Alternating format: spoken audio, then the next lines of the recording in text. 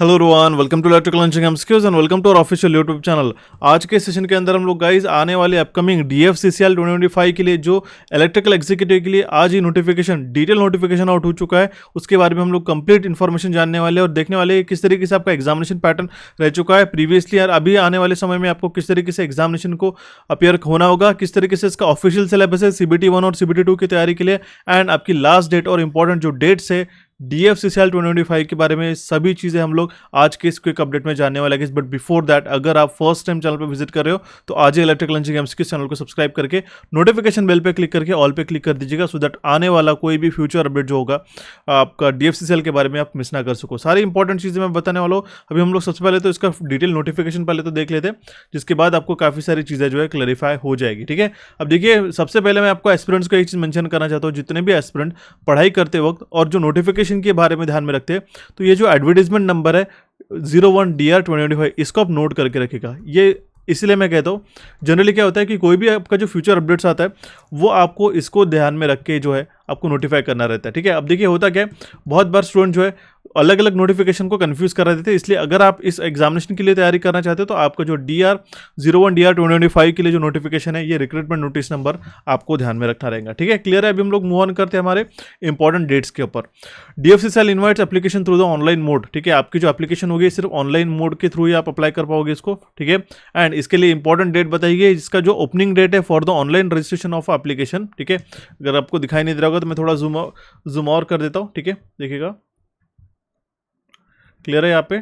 ठीक है, अब देखिएगा, ओपनिंग डेट जो है आपके ऑनलाइन रजिस्ट्रेशन ऑफ एप्लीकेशन का 18 जनवरी 2025 से आपकी एग्जामिनेशन फॉर्म फिलिंग जी डेट जो है, फॉर्म फिलिंग की जो डेट्स है वो आपका शुरू होने वाला है। क्लोजिंग डेट जो है आपका 16 फरवरी 2025 है। ठीक है, ये बात ध्यान में रखिएगा। अराउंड आपको जो नियरली एक 1 मंथ मिल रहा है फॉर्म फिलअप करने के लिए। जल्दबाजी बिल्कुल नहीं करना है। 18 तारीख को फॉर्म शुरू हो रहा है और आज की 13 तारीख है, तो आपने डायरेक्टली ओपन अप कर लिया और 18 तारीख को फॉर्म फिलअप कर दिया। बहुत बारे बच्चे इसमें गलतियां कर बैठते हैं और आपको एक बार क्लैरिटी से, ठीक है, 2 से 3 दिन का, मिनिमम 4 से 5 दिन का भी आप समय लेके इस नोटिफिकेशन को डिटेल में समझ के ही आप अच्छे तरीके से करेक्ट इन्फॉर्मेशन और एक्यूरेट इन्फॉर्मेशन आपको फिलअप करना होगा। ठीक है, यहाँ तक क्लियर हो चुका। Dates of opening window for application form correction. अगर आपके एप्लीकेशन फॉर्म में कुछ करेक्शन है, उसके लिए भी उन्होंने एक डेट दे दिया गई। 23 फरवरी से लेकर 27 फरवरी तक आपके बीच में करेक्शन अगर कुछ रहता है एप्लीकेशन फॉर्म में तो आप इसको कर सकते हो। क्लियर है, ये तो काफ़ी अच्छी बात हो जाती है इसमें। दूसरी बात होती है tentative schedule for stage 1 computer based test. ठीक है, CBT 1 आपका एग्जामिनेशन कब होने वाला है? अप्रैल 2025 में। यहाँ पे स्टार मार्क इसलिए, एस्टेरिस्क मार्क इसलिए किया गया है कि ये टेंटेटिव है। ठीक है, आगे चल के चेंज हो सकता है CBT 1 के और PT एग्जामिनेशन के। ठीक है, बट आप एज ऑफ नो अभी आप टारगेट लेके चल रहे हो तो आपका जनवरी मंथ चल रहा है। ठीक है, आपका ये जो है अप्रैल में CBT 1 का एग्जामिनेशन होगा। ठीक है, इसका भी हम लोग शेड्यूल जानने वाले हैं। दूसरी बात, इसका जो सेकंड स्टेज का होगा CBT 2 का जो एग्जामिनेशन होने वाला है, ठीक है, वो होगा आपका अगस्त 2025 में। ठीक है, दैट मीन्स अप्रैल से मई, जून, जुलाई एंड अगस्त। ठीक है, अराउंड 3 से 3.5 महीना मिल जाता है आपको CBT 2 की तैयारी करने के लिए। अगर आप CBT 1 को क्लियर करते हो तभी जाके आपको CBT 2 में आप एलिजिबल हो जाते हो। उसके लिए भी आपको मैं सारी चीज़ें बताने वाला हूँ। एंड फिजिकल एफिशिएंसी टेस्ट जो है वो भी आपका अक्टूबर या नवंबर के महीने में होने वाला है। ठीक है, तो इस तरीके से पूरा शेड्यूल उन्होंने जारी कर दिया गया है। ठीक है, अभी हम लोग स्क्रॉल डाउन करते हैं और कुछ इंपॉर्टेंट इसके बारे में इंफॉर्मेशन जानते हैं। ठीक है, अब यहाँ तक तो ये इंपॉर्टेंट डेट्स हो चुके हैं आपके बारे में जो मैंने आपको बताया। ठीक है, क्लियर है। अब आपको ध्यान में रखना होगा, यहाँ पे हेल्प डेस्क नंबर भी बताया गया और डिटेल्स ऑफ पोस्ट हम लोग देख लेते हैं। सबसे पहले हमारे पास में पोस्ट जूनियर मैनेजर फाइनेंस के बारे में, यह भी हम लोग यहाँ पे स्किप आउट कर देते हैं। अगर कोई एस्पिरेंट इसको देख रहा होगा तो उसको आपको ये पढ़ना होगा। ठीक है, अभी हम लोग देखते हैं एग्जीक्यूटिव पोस्ट की जो इलेक्ट्रिकल के लिए आई है। ठीक है, यहाँ पे देख सकते हो एग्जीक्यूटिव इलेक्ट्रिकल के लिए। क्लियर है, यहाँ पे दिखाई दे रहा है। यहाँ पे एग्जीक्यूटिव इलेक्ट्रिकल के टोटल नंबर ऑफ पोस्ट है 64। ठीक है, टोटल नंबर ऑफ जो पोस्ट होती है यहाँ पे हमारे पास 64 है, जिसका बाइफर्केशन आप देख सकते हैं। UR के लिए 28, SC के लिए 11, ST के लिए 5, OBC नॉन क्रिमिनल के लिए 14, EWS के लिए 6, ठीक है, PWBD के लिए हमारे पास 3 है, एक्स सर्विसमैन के लिए 9। ऐसे आपको बाइफर्केशन बताया गया पोस्ट का। ओके, इसमें इसेंशियल क्वालिफिकेशन जो आपका मांगा गया है वो है हमारे पास इसेंशियल, बेसिक इसेंशियल क्वालिफिकेशन क्या है ये भी मैं बताने वाला हूँ कि BE ग्रेजुएट एलिजिबल है नहीं है, वो तो आपको ऑलरेडी क्लियर करा दूंगा मैं। 3 साल का आपका डिप्लोमा मांगा गया इलेक्ट्रिकल में, इलेक्ट्रॉनिक्स में, या फिर इलेक्ट्रिकल एंड इलेक्ट्रॉनिक्स भी हो जाते हैं, आपको एलिजिबल है। Power supply, instrumentation and control, industrial electronics, electronics and instrumentation, applied electronics हो, डिजिटल इलेक्ट्रॉनिक्स हो, इंस्ट्रूमेंटेशन हो, पावर इलेक्ट्रॉनिक्स हो, इलेक्ट्रॉनिक्स एंड कंट्रोल सिस्टम हो, ठीक है। रिकॉग्नाइज यूनिवर्सिटी AICTE अप्रूव चाहिए वो, और उसमें से आपको मिनिमम 60% आपका क्राइटेरिया चाहिए, ठीक है। तो ये हो गया basic eligibility criteria for the executive electrical. Clear है, ये आपके ब्रांचेस आपको ध्यान में रखना है गाइस। इसके बाद में एग्जीक्यूटिव सिग्नल SNT की बात करते हैं तो यहाँ पे टोटल नंबर ऑफ जो पोस्ट आती है वो हमारे पास 75 है। ओके, इसमें भी आप वर्टिकल एंड हॉरिजॉन्टल रिजर्वेशन आप देख सकते हो। ओके, इसमें भी अगर हम लोग देखते हैं तो यहाँ पे सेम, यहाँ पे जो है इनफैक्ट यहाँ पे थोड़ा सा ज़्यादा जो है ब्रांचेस एलिजिबल है। यहाँ पे देखिए इलेक्ट्रिकल एंड इलेक्ट्रॉनिक्स के स्टूडेंट्स भी एलिजिबल है, इलेक्ट्रॉनिक्स एंड कम्युनिकेशन, कंप्यूटर से लेके सारी चीज़ें आप आपकी जो खुद के ब्रांचेस है गाइस, इसमें आप देख सकते हो ऑलमोस्ट जो ब्रांचेस है एलिजिबल करा दिया गया है। ओके, क्लियर है। अब हम लोग इसके बाद में जो आता है वो आता है MTS का, जिसके लिए आपको जो मैट्रिकुलेशन चाहिए 60% का मिनिमम आपका क्राइटेरिया बताया गया। ओके, ये तो MTS के लिए पोस्ट होगी। अब हम लोग स्क्रॉल डाउन करते गए, इसका बेसिक एसेंशियल क्वालिफिकेशन क्या है, ठीक है। आपका जो डेट ऑफ ये रहेगा, ठीक है, कट ऑफ डेट जो रहेगा 16 फरवरी 2025 के पहले आपके सारे जो इसेंशियल क्वालिफिकेशन है कंप्लीट हो जाने चाहिए। Closing date of online application, क्योंकि पता है 16 तारीख को आपको फॉर्म खत्म हो जाने वाला है, फॉर्म फिलिंग डेट, इसके पहले के आपके जो क्वालिफिकेशन होना चाहिए, ठीक है। एंड यहाँ पे बताया गया है कि जो आपके ओरिजिनल मार्कशीट्स वगैरह है at the time of document verification तक आप जो है प्रोड्यूस करके रखने चाहिए फॉर योर सिलेक्शन, ठीक है। क्लियर है। अब देखिए हम लोग इंपॉर्टेंट पॉइंट पे आते हैं, ठीक है। Eligible candidates who have completed diploma degree course as per the prescribed post for through the recognized lateral entry scheme can also apply। बच्चों को बहुत बार ये होता है कि सर हमने डिप्लोमा ITI के बाद किया है, फिर ग्रेजुएशन जो है हमने +2 डिप्लोमा के बाद किया है, तो लैटरल एंट्री एलिजिबल है क्या? यहाँ पे उन्होंने बता दिया लैटरल एंट्री एलिजिबल है। ये आपका पहला क्वेश्चन हो चुका है। नेक्स्ट जो है हमारा BTech प्लस MTech हमारा इंटीग्रेटेड ड्यूअल डिग्री के लिए भी यहाँ पे मेंशन कर दिया गया। ये बस कुछ तरीके से पढ़ सकते हो। Engineering degree can be of 4 year बताया गया, BTech 4 ईयर का बताया गया। क्लियर है। यहाँ पे एक और इंपॉर्टेंट पैरामीटर है, एंड अभी हम लोग 6 नंबर का जो पैरामीटर है गाइस वो हम लोग यहाँ पे देख लेते हैं, ठीक है।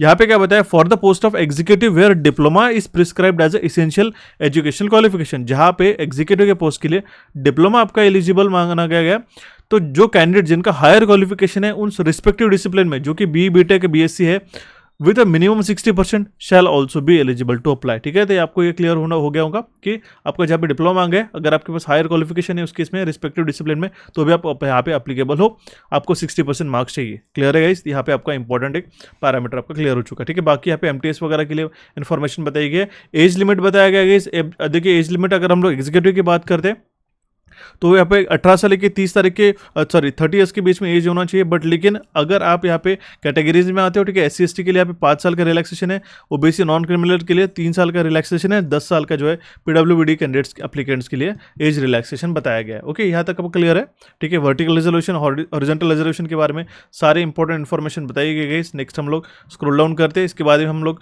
जिसका बेसिक एग्जाम पैटर्न वगैरह वो भी हम लोग देख लेंगे, ठीक है। अब देखिए इसके लिए अगर हम लोग सिलेक्शन प्रोसेस की अगर हम लोग बात करते हैं तो ये भी काफ़ी इंपॉर्टेंट होते हैं। बहुत सारे एस्पिरेंट्स इसको स्किप कर देते हैं इनिशियल बेसिस पे। देखिए यहाँ पे अगर हम लोग एग्जीक्यूटिव इलेक्ट्रिकल की बात करें तो आपका CBT 1 का एग्जामिनेशन होगा, उसके बाद में आप CBT 2 के एग्जामिनेशन में जाने वाले हो, ठीक है। इसके बाद में आपका जो है डॉक्यूमेंट वेरिफिकेशन एंड आपका मेडिकल टेस्ट होगा, ठीक है। सिर्फ जो फिजिकल एफिशिएंसी टेस्ट है ये MTS के लिए ही है, ठीक है, हमारे मल्टीटास्किंग स्टाफ के लिए, ठीक है। बाकी अगर हम लोग एग्जीक्यूटिव इलेक्ट्रिकल की बात करते तो या फिर SNT की बात करते थे, यहाँ पे सिर्फ CBT 1 होगा, CBT 2 होगा, ठीक है। Directly document verification and medical test होगी बेसिक। ओके, ये आपका ये रहने वाला है इस तरीके से। अब देखिए अगर हम लोग स्कीम ऑफ एग्जामिनेशन की बात करते हैं तो काफ़ी सिंपल सा स्कीम ऑफ एग्जामिनेशन है, जिसके पहले भी जो हमने बताया था प्रीवियस ईयर्स में वो सेम तरीके का आपका एग्जामिनेशन पैटर्न हो चुका है। अब देखिएगा 2 एग्जामिनेशन में होगा, CBT 1 प्लस, देखिएगा मैं क्लियर कर देता हूँ, CBT 1 + 2। क्लियर है। सबसे पहले CBT 1 को क्लियर करना होगा, देन ही आप CBT 2 के लिए एलिजिबल हो गए। बेस्ड ऑन CBT 2 आपका सिलेक्शन होने वाला है उस केस में। There shall be 2 stages CBT 1 first stage and second stage CBT for advertise post. The standard of question will be for both first stage and second stage will be generally in confirmative with educational standard prescribe for the post, ठीक है। अभी आपको diploma post मांगा गया, ठीक है, तो उसी के अकॉर्डिंगली उसी स्टैंडर्ड को मैच करते हुए आपका ये रहने वाला है। ओके, नेगेटिव मार्किंग रहेगा गाइस 1/4, ठीक है, CBT 1 में भी और CBT 2 में भी। फर्स्ट स्टेज CBT में आपका एज अ स्क्रीनिंग नेचर रहेगा, ठीक है। आप देखिए एज अ स्क्रीनिंग टेस्ट रहेगा, ठीक है। दैट मीन्स क्या है, सिर्फ आपको उसको क्लियर करना होगा, ठीक है। अब देखिए ये काफी इंपॉर्टेंट पॉइंट माना जाता है, जो फर्स्ट स्टेज CBT का है वो स्कोर सिर्फ एज अ स्क्रीनिंग टेस्ट है, ठीक है। उसके बाद में जो हम लोग नॉर्मलाइज होगा स्कोर CBT 1 का, ठीक है, वो यूज़ किया जाएगा सिर्फ हमको शॉर्ट लिस्ट करने के लिए कैंडिडेट जो सेकंड स्टेज के लिए अपीयर होने वाले हैं। क्लियर है, ये बात आपको ध्यान में रखने देंगे। ओके, इसके बाद में किस तरीके से कितने नंबर ऑफ बच्चों को लिया जाएगा for CBT 2 second stage computer based के लिए 20 गुना जो है कम्युनिटी वाइज वैकेंसीज रहेगी, जितने भी पोस्ट मेंशन किए गए, ठीक है, CBT 1 के आपके बेसिकली आपके लिए जितने भी पोस्ट जो है मेंशन कर दिए गए, आपके वैकेंसीज जो मेंशन कर दी गई आपके कैटेगरी के लिए, उससे 20 गुना, ठीक है, 20 टाइम जो है आपका CBT 2 के लिए, ठीक है, आपके जो स्टूडेंट्स है एलिजिबल हो गए। ये बात आपको ध्यान में रखना रहेगा। क्लियर है, ठीक है।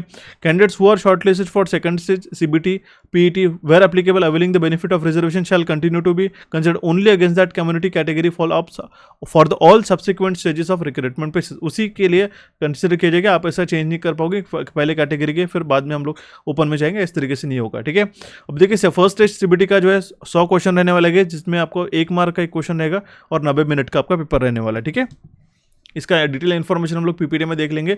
ये इसका सिलेबस है, वो भी हम लोग एक बार देख लेते गए, ठीक है, PPT के थ्रू किस तरीके से रहने वाले और क्या क्या चीज़ें इंपॉर्टेंट है करके। सेकंड स्टेज CBT का भी आपको सिलेबस मेंशन कर देते गए। सेकंड स्टेज CBT में भी जो है आपको इंपॉर्टेंट है कि ये जो CBT 1 क्लियर करने के बाद CBT 2 के लिए तुरंत या फिर अब मैं देखो अभी से आपको अच्छी तरीके से तैयारी करनी रहेगी, क्योंकि उसी के बेस आपका एग्जामिनेशन होगा।